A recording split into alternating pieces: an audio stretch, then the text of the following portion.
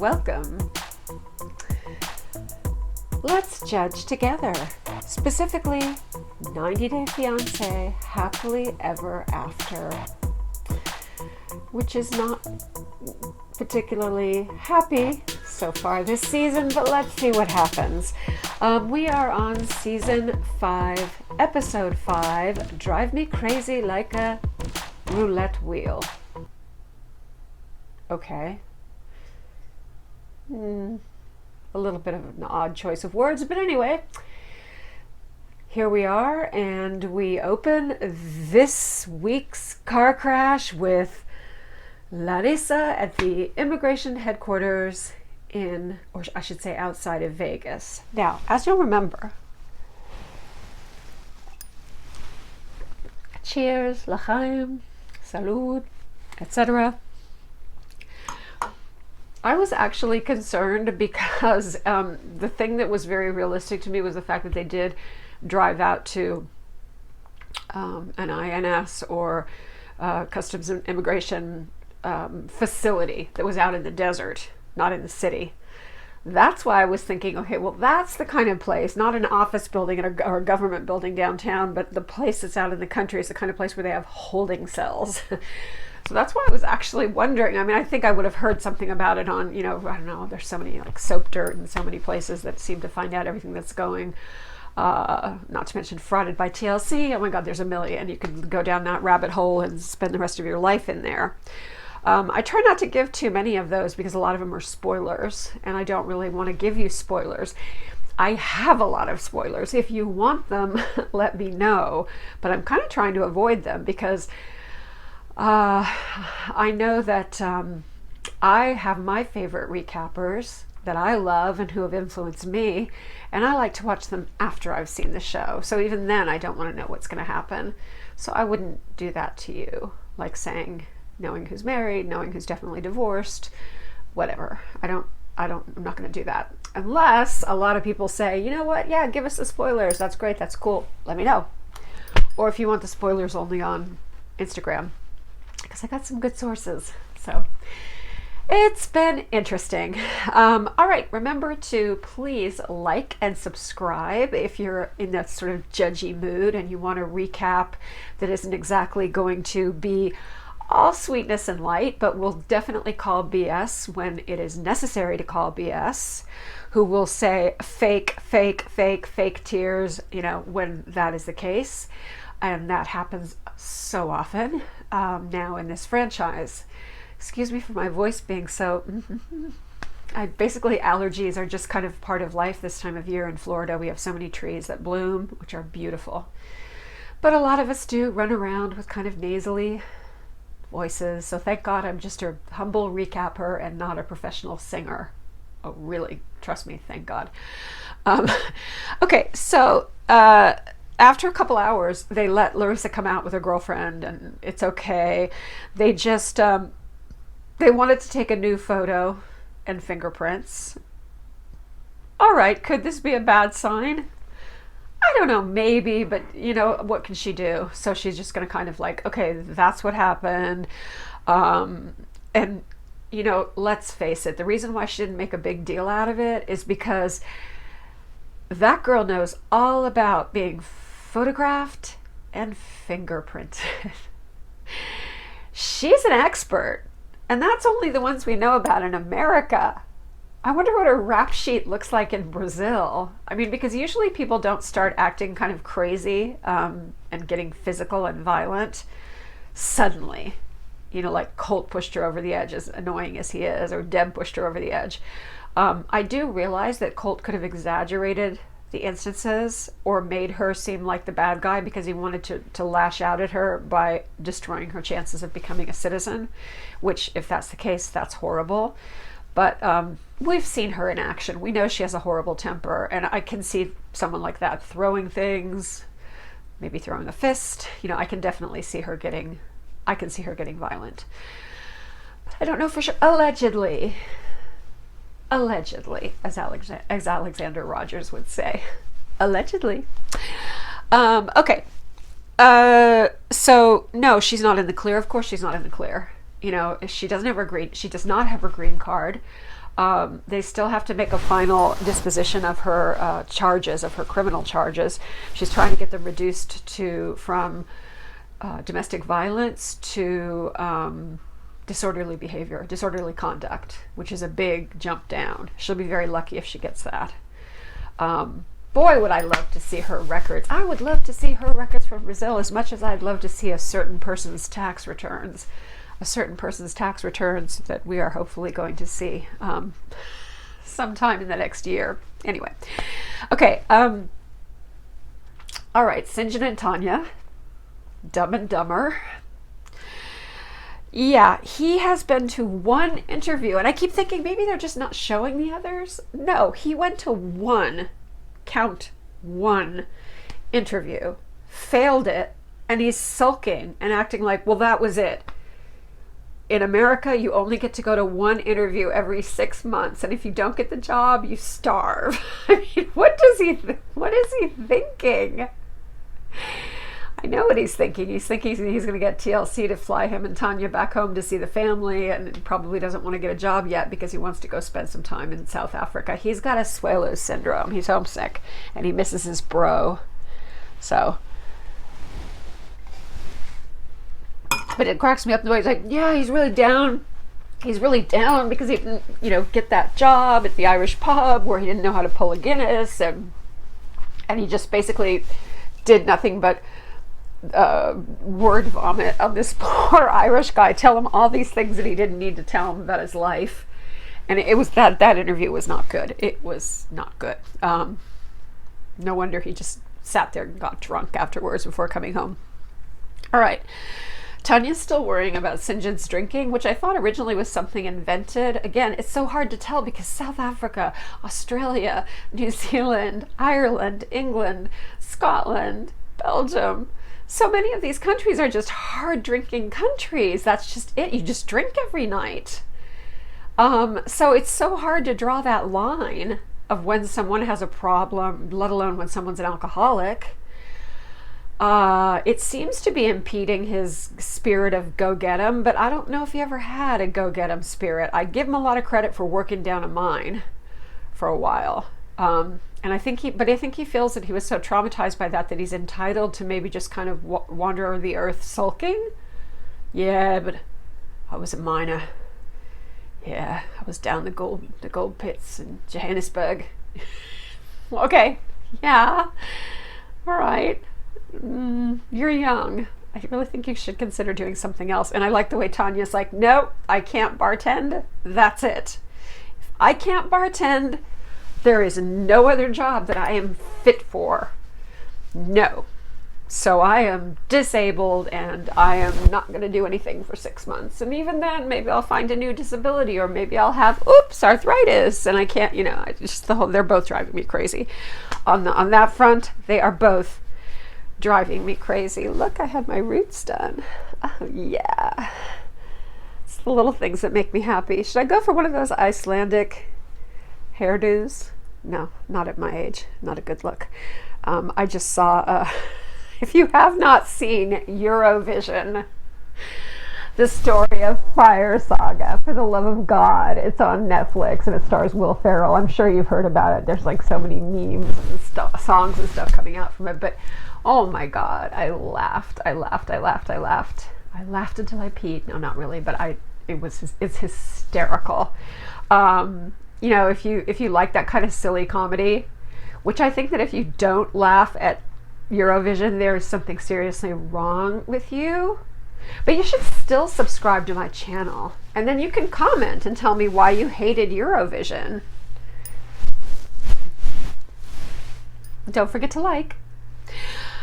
Okay, so Tanya is so worried about their job prospects, their money, and Syngin's drinking that she goes to get a mani-pedi with her girlfriend and is sitting there drinking champagne. Okay, all right, okay, no judgment there.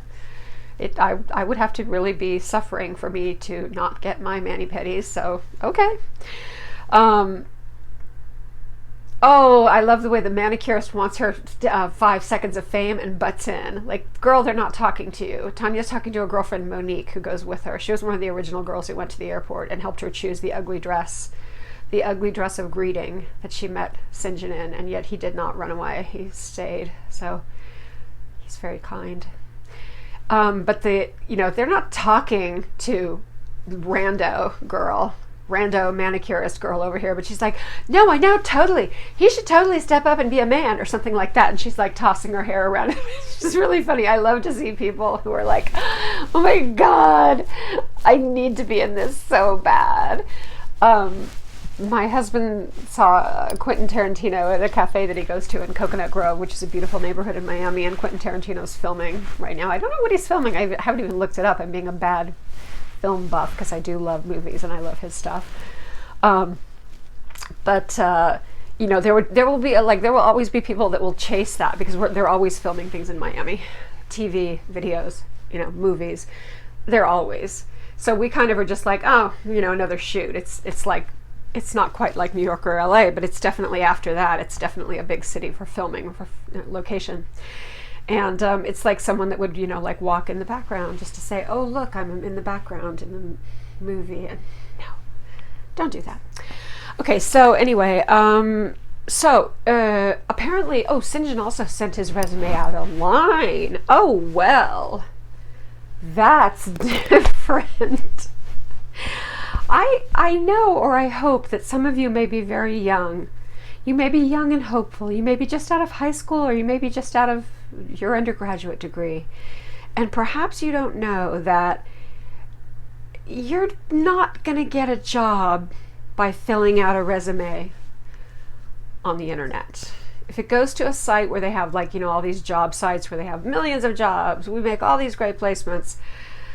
Unless it's something very specialized, like they need someone who adjusts gaskets on the SpaceX rocket,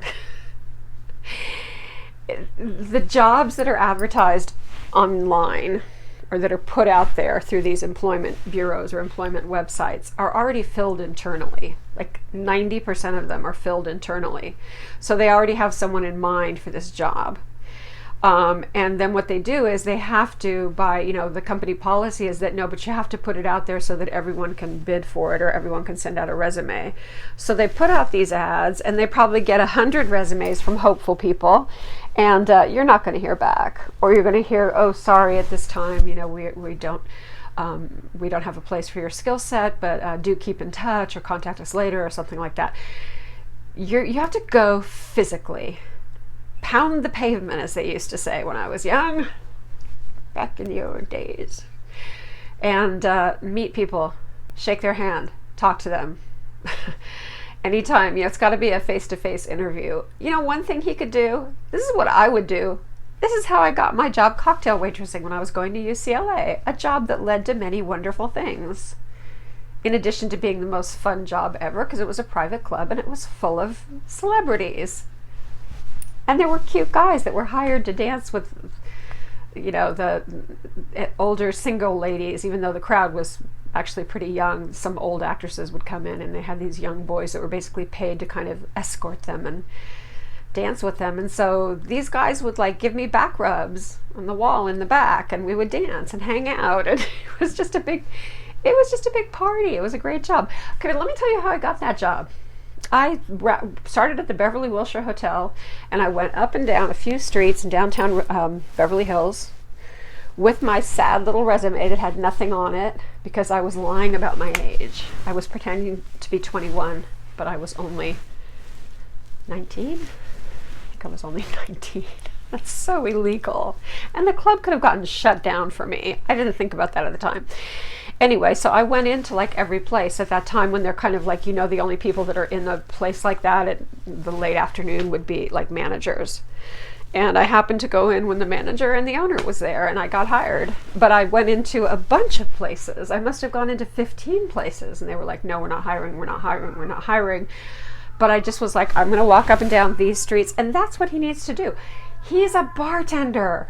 Pick a downtown area, pick an area near the university, although your tips won't be so good there. Better pick a rich maybe pick a rich neighborhood. But, you know, just go from place to place to place and just be like, you know, hi, have a little resume, and don't tell them your whole life story like he did with the poor owner of the Irish pub. You know, just kind of be yourself and admit, look, I was in a South African pub, which is very different. It's mostly like hard alcohol and beer. So I'm not like big on cocktails, but hey, it'll be really easy for me to learn. I'll be up to speed on whatever you want. Just tell me, you know, I'll learn to make all of them in a week, which you can. It's not that hard. And you could make a little cheat cards or something behind the bar if you, you could make little cheat cards behind the bar if you needed, or you could ask one of the other bartenders, whatever. But anyway, you know, he just sent he's like, oh no, but he sent his resume out online. Worthless. I mean, that is like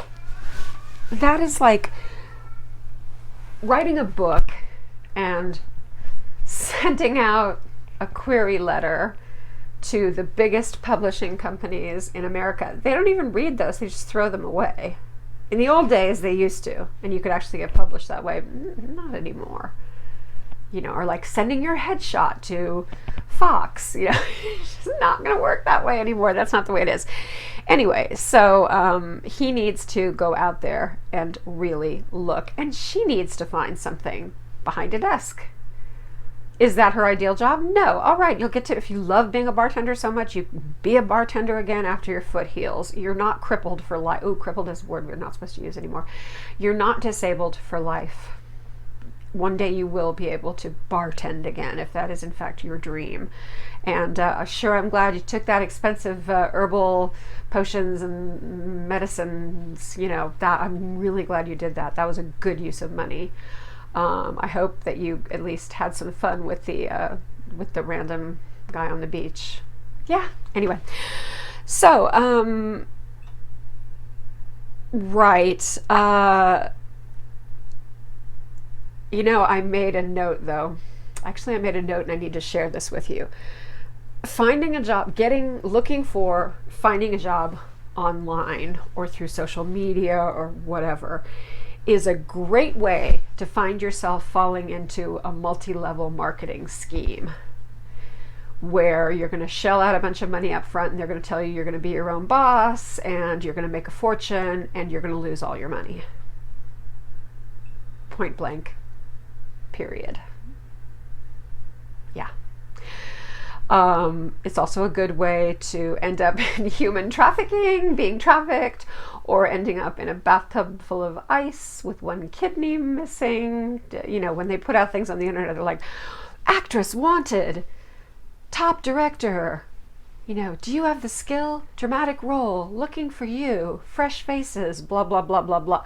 Human trafficking, human trafficking, human trafficking. You know, if it's something that says, you know, do you want to work from home and get rich really quickly? Multi-level marketing scheme, you know, just don't. The internet is not a place to find work. Trust me. All right. And remember, multi-level marketing is the devil's playground. I don't care if you can say, oh no, but I know this one and it's really good. No, it's not. None of them are good. They're all bad. They're all bad. They all leave people hurt. And they leave vulnerable people hurt, like single mothers and stay-at-home moms and people who can least afford it. They leave them high and dry. So, all right.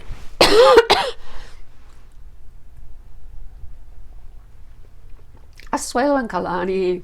Asuelu comes back after his "We're on the road to nowhere," his bus ride to absolutely nowhere because it was a random bus that picked him up somewhere in, I don't know, Orange County, San Diego County, whatever.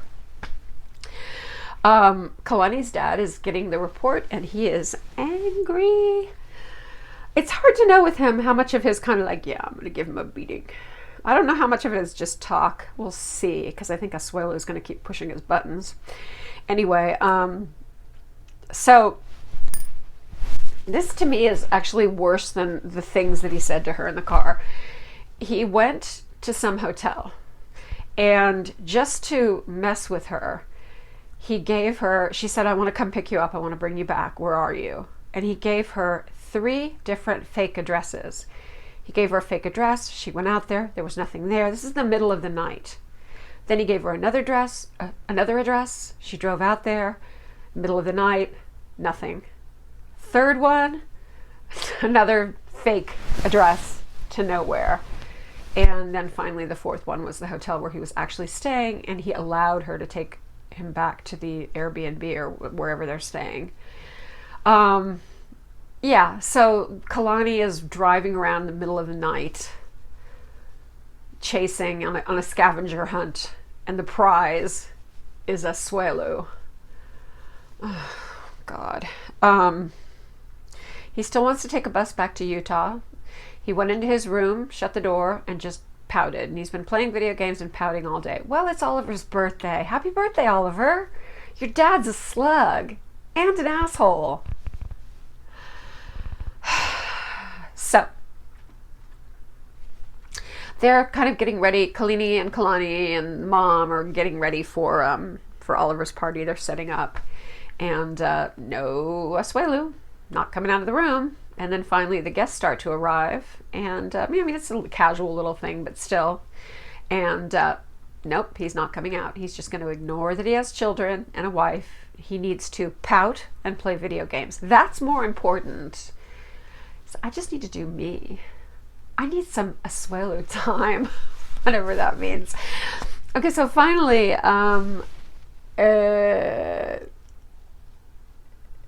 you know, I think that I'm trying to remember. Hold on.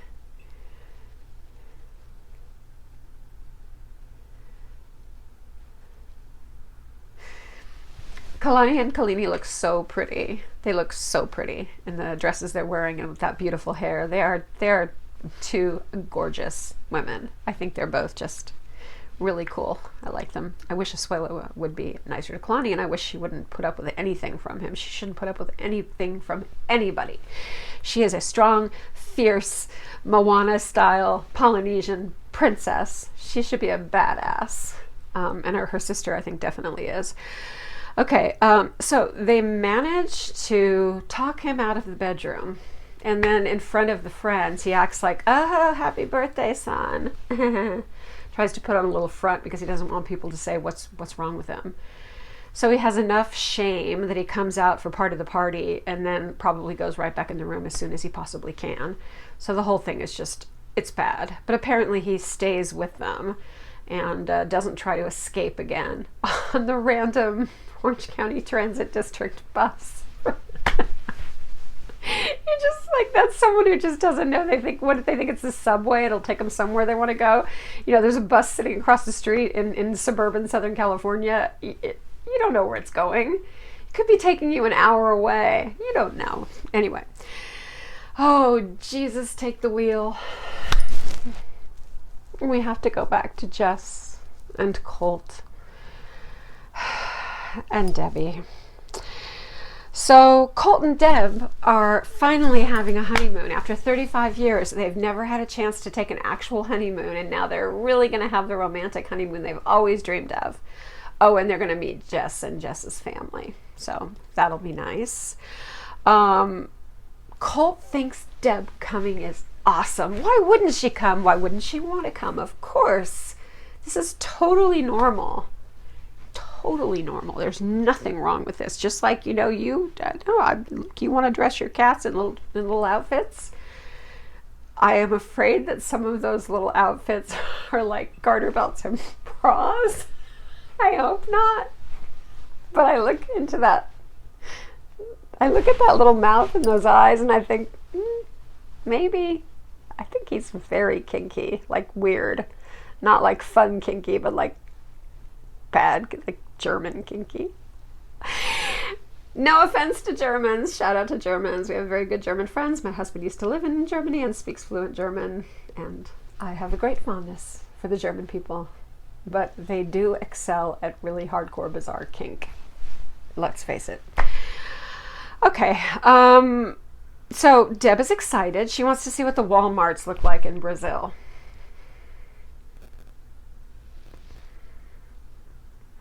So I had to Google that. There were over 500 Walmarts in Brazil, but they failed miserably because Brazilians don't want to buy packaged processed food. and they don't want to buy their oranges in a little plastic bag or their strawberries in a little plastic crate. I don't know if they have strawberries, whatever. They want to pick the fruit and pick things that are fresh and go to smaller stores. So Walmart was a big failure in Brazil. They have a few stores left, I think, but they were bought out and are held privately, and Walmart, I think, is out of Brazil, or mostly out of Brazil. But wow, that's great. She wants to see the Walmarts. She has never left the country. She has never left the United States of America. How many of us are shocked? Raise your hand. I'll wait. Okay. I'm sure there was that one unforgettable trip to Mount Rushmore, or, the Grand Canyon, whatever. Not that those aren't amazing. Those are amazing. Anyway. Okay, so she is afraid. She says she's afraid of the people. She's afraid of Brazilians. She thinks they might be dangerous. They might be violent. And I say Brazilians should be afraid of Debbie. Am I right? Okay. So Jess's town is Barra on the north coast. I've been on the whole coast, obviously not the whole coast, but I've been on towns and cities from the very, very top of Brazil all the way down to the very, very bottom to Florianopolis. And I don't know this city, but I mean, again, you can't go everywhere. But it's on the north coast.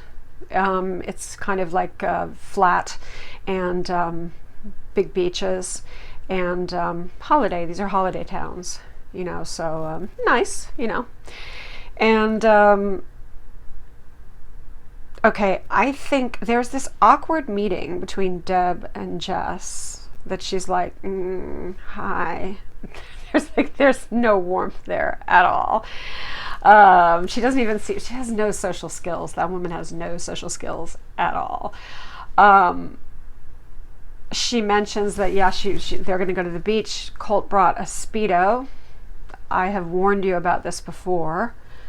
Let's make sure that when that episode comes, and I think it's coming up, it might be next week's episode, let's make sure that we have something to calm us so that we can quickly, either get over it or cover our eyes, because it's coming. It's coming, and you should be scared.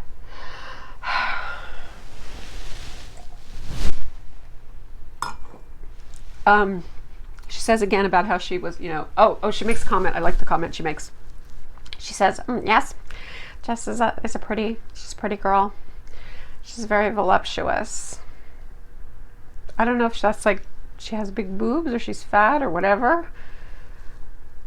I hope it's the former, because Deb doesn't have any business saying anyone is on the big side. Anyway.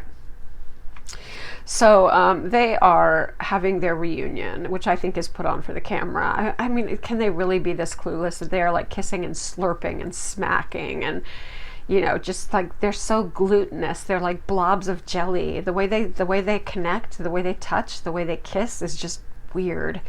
It's like you expect them to turn into aliens or something.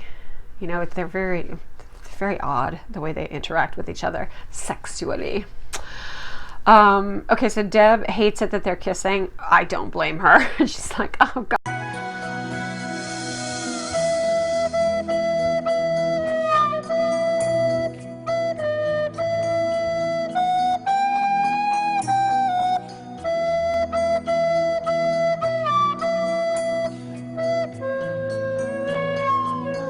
God, stop it. Get me out of here. I don't blame her at all. I'm with you, Deb, on this.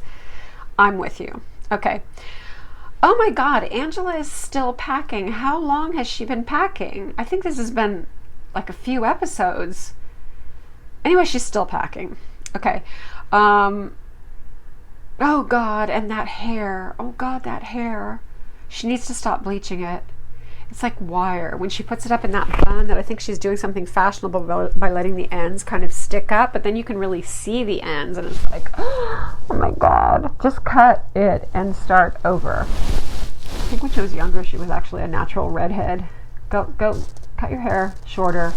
dye it like a soft auburn color and stop bleaching your hair. It's like you're not going to have anything left pretty soon. I'm really, really, really tired of her. At this point, I feel like she's exploiting her mother. There's too much with the mother. She's going in again to say, well, I'm going. How do you feel about this? Well, you want to come? Ha, ha, ha. And I feel like at this point, it's exploitation. This woman is miserable. She's dying. She does not want to be filmed. And I feel like this is just gross. This is the thing that TLC and 90 Day Fiance has done that has made me the most angry. And that's saying a lot. Is lingering on the mother. It's so unnecessary and wrong and disrespectful and terrible, terrible, terrible. I wish the mom would just say, you know what, get these effing cameras out of my face. Anyway, but she shouldn't have to, someone should be fighting for her. She shouldn't have to fight her own battles at this point and in her weakened state. All right. Angela's going to say again for the 50th time that she's so scared to leave her. What if something happens to mom? Yeah, look at her. You're going for a while to Nigeria? Make your goodbyes. Make your peace. Say a prayer. Tell her you love her and she was a great mother. Because you're probably going to not see her alive again. Very sad. And then she keeps smoking those cigarettes. Just smoke those cigarettes. Don't let your mother, who I'm sure one of her I'm sure one of the things she's dying of is COPD and cancer. But I'm sure a lot of it has to do with those cigarettes, those blessed cigarettes. And Angela's just puffing away. I always wonder, what are people thinking? No, it's not going to happen to me. Or no, I love these so much I don't care. I don't know. I know they're very addictive. I know they're more addictive than heroin. Okay. All right, those kids. We get to see the kids again. They are so awesome. I'm in love with the grandchildren. I'm absolutely in love with them. Anyway, all right. Now we're back with Tanya and Syngin. Hey, they go out to dinner and they order a bottle of wine, which Tanya seems to be enjoying too, so I guess she's not that worried about him being an alcoholic. I don't know. Also, this place looks really nice, and again, there's magic money for things like this, but they're worried about paying their rent. So you know how it is. You know TLC. You know how they roll by now. All right, he is really unhappy. He is eating overcooked beef in some sort of brown gravy. Looks not very palatable, but anyway, American cuisine at its finest. He talks about how he doesn't like America. He doesn't feel at ease there. He misses home. They bring up the failed job interview. Yeah. As I feared, he only went to one place to look for work. And I guess apparently that just mentally and physically exhausted him. So he's been unable to drag his butt to another bar. Or is that the only bar in Connecticut? Maybe that's the only bar in Connecticut. I don't know. I haven't spent a lot of time there. So, I mean, Jesus, like, how hard can it be? All right, he has to throw in addition to talking about how unhappy he is, he has to throw in the fact that, he wonders why he's doing all this and making all these sacrifices when he's not even her soulmate. If you guys are still together, which I don't think you will be, not for all the tea in China. But if you're still together, you're 80 years old, you've been through hell, you've raised 8 children, whatever, he's still going to say to you, oh, but don't forget, I'm not your soulmate. He's never going to let that go. Never, ever, ever going to let that go. Okay. I mean, I kind of understand. Like, that would be, when you're about to marry someone or you just married someone, to hear them say that. That is, why would you say that? I'm telling you, when I married my first husband, I kind of knew he wasn't my soulmate. But I loved him, and I thought he'd be lots of fun because he loved to travel and he had a really nice life and he was handsome and sexy. So I'm like, okay, I don't even know if at that point, if you've never had it before, if you've never felt what it's like to be really bonded to someone and you have that soulmate feeling, which is a real thing. Because I found it later. I was like, but I wouldn't have told him that, the night before we get married in front of all these people.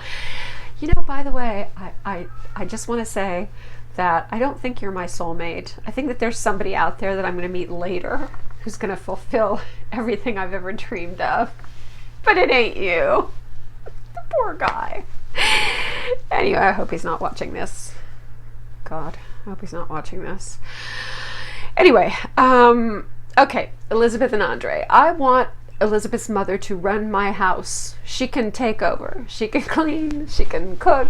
She doesn't have to clean. I have a housekeeper. I have a great housekeeper. I have someone that will do all the laundry and all the cleaning, and you can just come and cook and make breakfast and coffee in the morning. She's amazing. She does remind me of a Southern American mom, and that old school mom. My mother was never really like that. She did cook, but she wasn't like that, much of a homemaker. But, my grandmother was. And my ex-mother-in-law definitely was. So, and they never sit down. The whole meal goes on, and they're constantly worried about people and getting up and bringing something that someone needs. Oh, you need more this, you need more that. And they end up eating when everyone else is done, usually on a bar stool in the kitchen. So that's just old school. That's the way it was. Okay. All right. I do have to say, though, my ex-mother-in-law, who was who just seemed to work so hard her whole life, because she worked outside of the house too. She worked at Sears for most of her life. And then she also did everything at home, everything, right down to like mowing this huge lawn on this huge lot when she was like in her 80s. But I have to say that as hard pressed as she was one of the happiest people I'd ever known. She was extremely Christian, so she was always singing hymns, like Southern Baptist hymns. She was happy. I don't know if it was some kind of mother's help or some kind of pill she was taking, but she was a happy woman. So I think different expectations for people born in, like 1925, obviously. Okay. Andrei wishes Elizabeth would do more around the house. Don't go down this road again. You're not working. She's out working. You are taking care of the house and the baby. This is the way it works sometimes. This is not a weird thing in America. Who cares if it's a weird thing in Moldova? You don't live in Moldova anymore. He's just flexing for his family. He's flexing. He wants to show, no, I'm not a wimp now. Don't worry. So he's just, he's really like playing alpha male pig. And then he has to throw in that, also Moldovan women, not only do they do all the housework and the cooking, they work too. They work outside the house too. So, what, that sounds awful. I mean, I know there are women, a lot of women in America like that too. And God bless them. It sounds horrible. Anyway, so he's playing alpha male pig to impress everybody. And it's not attractive. And Elizabeth is just kind of like, God. But again, I don't really think that this is a fundamental problem between them. I think this is played up for the show, and he's going to act up more in front of his family to seem more macho. But I think fundamentally, they're living a nice life, with baby Eleanor and the way that it is right now. I think they're living a nice life. There's nothing wrong with it. My brother-in-law was the house husband for years and years and years with his kids, and my sister was an architect, and he also worked. He did, he was a builder, but a lot of times when the kids were little, he was like a full-time house husband, amazing cook, gourmet cook. I mean, he was incredible, and you never met anybody cooler. Sailed across the Atlantic, sailed around the world, athletic, very cool guy. So, but that's in America. So, oh God, Paul and Karine. I almost succeeded in forgetting about them. Okay, so Paul is going to ask his mom for money. What do you think is going to be the result of that? He lures her out to dinner telling her that Karine is coming, but then Karine doesn't come. So the mom is like pissed because she's like, I wouldn't have come if Karine wasn't going to be here. Probably because she knows she's just waiting for him to ask for money. So yeah, she's she's just she's not going to give it to him. She's not going to enable him anymore. And I say good for you, because this guy is never going to get anywhere. He's going to be just like a lost person, kind of a lost soul, if someone can't reach him now and tell him you need to be a human being. Unless he's autistic or something like that, or has something in that family, I don't know. But he is very odd. He is obviously a very odd person. But I don't think that excuses him. I don't think he has some kind of disability where, he's so far on the spectrum that he can't work. No, he can work. Okay. Okay, so again, he tells his mother he wants to borrow money. It's going to be a loan. Yeah, right. Yeah. I bet he's gotten a lot of loans from his mother. So no, she's not giving him not a penny. So he has no more savings. He spent all his money in Brazil, and I guess they're, for a few nights staying in this motel paid for by his mom. And I guess he cleaned the garbage and old food out of his sedan, whatever his old car is. So I don't know if they're going to live in the car or what, but anyway, it doesn't look good for them. All right, so Asuelu and Kalani. Yeah, Kalani's father, is furious with this whole party situation. Very, very angry. He says that he really knows how to set him straight, and he wants to punch him so bad, but he won't do it because of Kalani, and he promised his wife and his daughter that he wouldn't, otherwise he would beat him up. I think he's a lot of talk. I mean, Asuelu is not like a tiny little skinny boy. But Lo likes to talk a lot. And again, Polynesian man. Yeah, I can kick your ass. I don't need to. I'm too cool. But just so you know, I could snap your neck. Just that thing. There's so many different interesting forms of machismo in the world. And we have this word macho, but this word macho can be used in so many cultures. It's quite interesting. Okay. All right, now we have the actual reunion between Angela and Michael at the airport in Lagos, where we have seen Angela and Michael unite and part many, many times. It's kind of cute the way he throws his arms around her and he grabs her back fat and jiggles it. And that's something you do with somebody you're really fond with. It's not like, oh, I'm doing this because I want to make you feel bad. It felt like he was like, oh, this is my big giant woman. It was cute. I don't know why. I thought it was kind of cute. By the way, Michael's getting kind of big himself. He's not a skinny guy. Is he getting a little bit bigger, or am I imagining things? I mean, together they're a lot of human. That's a lot of human weight there between the two of them. They're like a big black and white cookie. Like a really big, really thick black and white cookie. Yeah. Okay. He gets an apartment, and it's nice. It's nice. I mean, by, African standards, and most standards, but especially by African standards, he did really well. I'm sure TLC helped and is paying for it, but he got a very nice apartment. But of course, Angela, being American, has to complain about things. So, she has to say, oh, the bed's too hard. But again, they don't have the mattress box. People don't understand. In most parts of the world, they don't have like the mattress box spring concept. Most people sleep on something that is lower and harder than what we are used to in America or Canada or Europe. This is very normal. Asia, Africa, beds are different. And yeah, they're usually harder. They're not usually softer. They're usually harder. Okay. And then he says that they will find a soft bed so that Madam can be comfortable. Then she sees a dead rat in the kitchen, which may or may not have been conveniently placed there by the camera crew. Who knows? Anyway, she has to freak out over that. And then they get rid of it. But listen, she lives in the South. I live in the South. Technically, it doesn't feel like it, but yeah, I live in the South. Miami's the South. Rats, giant roaches. We don't freak out.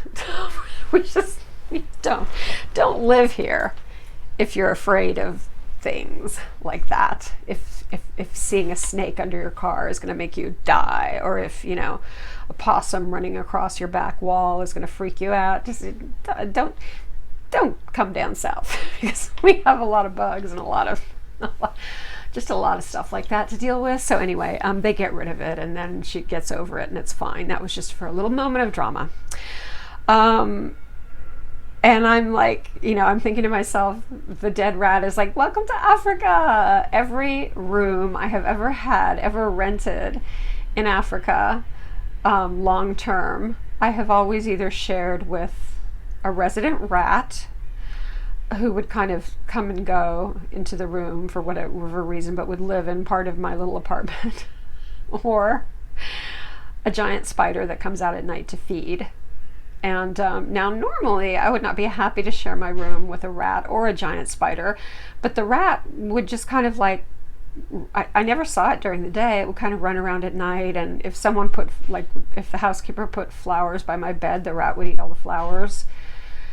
But honestly, I only saw it like a couple times, and I didn't want to tell the houseboy about it because I knew that he would kill it. And that probably sounds crazy to you, but unless it's a plague-carrying rat, what is that? The brown ones are the plague carriers? Yeah, I think so. I don't want to kill it. That's fine. And as for the giant spider, all they do is this particular kind of giant spider crawls out to the middle of the wall, sits there, and feeds at night. It waits for insects or something to come by. But it doesn't crawl. It's not going to like crawl over your face. You know, so what you do is you name them. If you name something, it is then not pest, it is a pet. So the rat was named Eisner, and the spider was named Chimwemwe, which means happy in Chinyanja, the language of Zambia. So there's my little lesson of how to deal with things like that when you travel. Befriend them, but first make sure if they're poisonous. Like I made sure it wasn't a poisonous spider. That's very important. Okay. All right, Elizabeth and Andrei are going to a bar with Andrei's friends. So we're seeing more than just, you know, the brother and the sister-in-law. And when they say they're going to meet his friends, I'm like, ooh, his mafia friends? No, they're just kind of normal, I think. Everyone speaks, you know, Romanian, of course, which is the language of Moldova. And that's the official language of Moldova. Not almost everybody speaks it. And Andrei is on his alpha male kick again. He's got to show all his friends that he's really the man, and he's you know, hasn't been emasculated by American culture or by this American woman. So blah blah blah, and Elizabeth's got to sit there and roll her eyes and be frustrated. I learned something new, though. We all learned something new here. Before Andrei fled, I have to put that word in, fled Moldova for Ireland, he was a cop. A cop on the bad side of the mob, perhaps?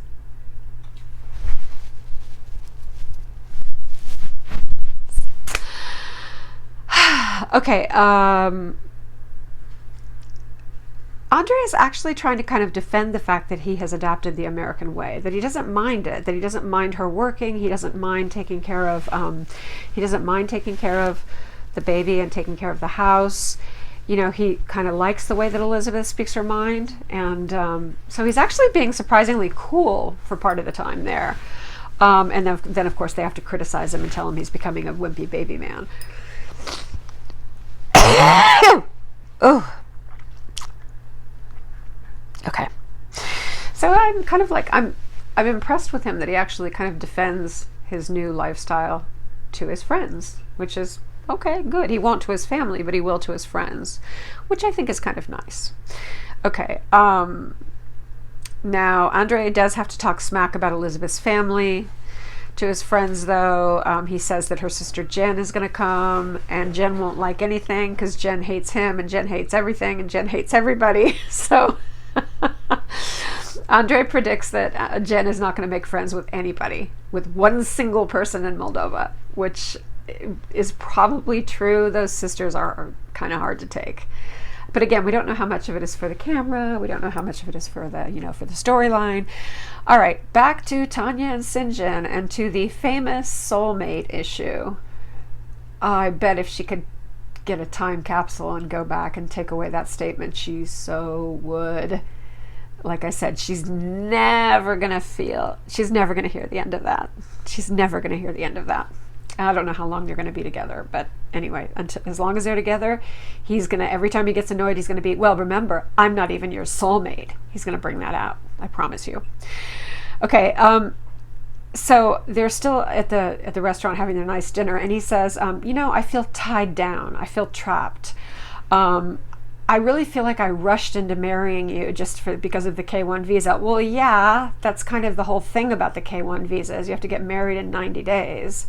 I'm sorry if no one told you that would make it feel rushed. Of course it was. So basically it's like he's saying, I'm ready to leave the States and leave you, and I don't know what's going to happen, but this was a bad night. I mean, it ended very badly, and I had the feeling that he was saying, like, what am I even doing here? I mean, I guess better now than later because they don't have kids. I don't know. We'll see. We'll have to see. Okay. I love this next scene. Larissa, I think it's her voiceover, is saying, I'm so stressed. Or what would it be? Stressedy in Larissaese, which no one else speaks. So it's a language spoken by one person. Oh, the stressy. And the funny thing is she's saying this, oh God, my life is so stressed. I'm having such a hard time. As she's laying by the pool with a glass of pink champagne. It was just a funny scene. I think it was probably intentional, but it was very funny. Oh my God, I'm so stressed. As you're getting a professional massage and your toenails done, and you're drinking champagne and being served caviar and little bleedies, as you're getting your massage. I don't know. I don't think she's suffering. Of course, in desperation, what has she done? Boy, everyone is always one bad date away from making a really bad decision. Yeah, one bad date away from just going to Desperation Town. And she's gone to Desperation Town, which means she's gone back to Eric. Ambiguously gay Eric. Yeah, he is, the most effeminate player in all of Las Vegas. So she says, that she misses him, but on the other hand, what she didn't like is that he never wanted sex. I wonder why. That's really odd. Why wouldn't he want to have sex with her? I don't know. She's tired of being single and she needs an American man. She's saying this. I'm tired of being single and I need an American man to help me get my green card. So, no one else is in the hopper? Eriki. She's going back to Eriki. And we learned that she broke up with him via text. Always a classy way to go. Yeah, you gotta love that. So I'm sure that he's going to be thrilled to see her. Okay, so Eric says that the relationship was very tough on him and that it drove him crazy like a roulette wheel, which is not any expression that anyone has ever heard, and it doesn't even make sense. Anyway, she made a restraining order against him because after they broke up, a girl who she thought she believed that he put some of his girlfriends up to sending really nasty tweets and Instagram posts about her, saying the one thing that you never say about a Brazilian woman, which is you have a bad ass, you have cellulite on your butt. You tell a Brazilian woman this, that you will drive them into floods of tears, and they'll have to go to a psychiatrist immediately, and then they'll have to go from the psychiatrist to the plastic surgeon because you just, no. No, it's not allowed. All right. So I guess apparently she had a restraining order against one of the girls that was doing this. I don't exactly understand how you get a restraining order off someone tweeting negative things about you. It's not a crime. But anyway, maybe there was something else, or maybe she made up a story, but she got a restraining order against one of these friends of his. So, in other words, toward the end, the relationship was very weird. It was volatile. There was a lot of fighting. The worst thing she could possibly do if she really wants to stay in the United States is get back into a volatile relationship where she might have yet another domestic violence charge. Can you imagine? That'd be 4. Even if they all get reduced to disorderly conduct. I don't know what the law is in the state of Nevada, but anyway, even if they all got reduced to disorderly conduct, I think 4 counts of disorderly conduct would prevent you from getting a green card. And remember, this is all like within 2 years. It's not like this happened over 20 years. I'm telling you, I would love to see her record in Brazil. I'm telling you, I would love to see her record in Brazil. I guarantee you she's got stuff there. People don't suddenly become violent and throw things and scream. Who is against the queen will die. People don't do that out of nowhere. She's been like that. And we don't hear anything about the ex-husband, and we don't hear anything about her children. So, yeah, I think she left in a very bad way when she left Brazil. That's my guess. Okay. Oh, now she's trying to claim, after saying on numerous occasions that one of the reasons she broke up was because he didn't want to have sex. Now she's saying, but sex was great at the beginning. Really? So they actually had sex? Huh. I mean, yeah, he could be. Yeah, sure. Why not? You know what? Gender is fluid. It goes from here to here to here to here. Who am I to say? Anyway, it was just surprising news to me that they did actually, that for her to confirm, or she could be lying, that they actually had sex at the beginning of their relationship. So, all right, so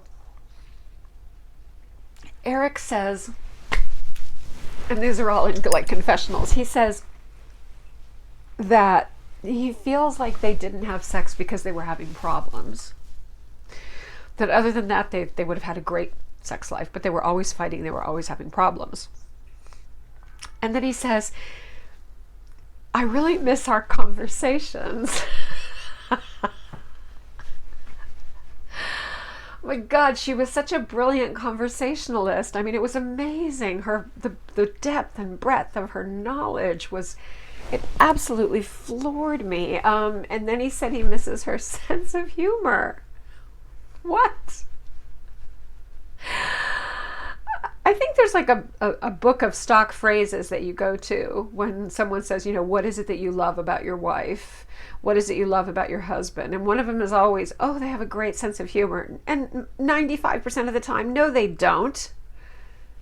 No, they don't. So very few people are actually funny.